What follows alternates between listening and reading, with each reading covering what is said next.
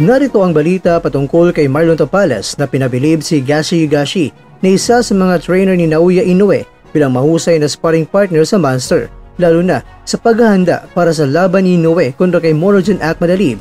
At ating pag-usapan mga kwento kung ano nga ba ang mga dahilan kung bakit napakalaking tulong ni Tapales para wasakin ni Inoue itong si Akhmadalib.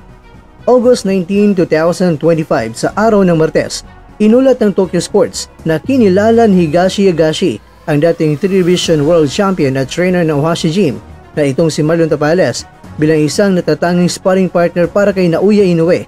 Ani ni Higashi, hindi lamang napakalakas itong si Tapales, kundi mahusay din siya sa pagre-replicate ng estilo ni Akhmadalib. Gayang-gaya raw talaga. Nako, paldo dito sa kabayan.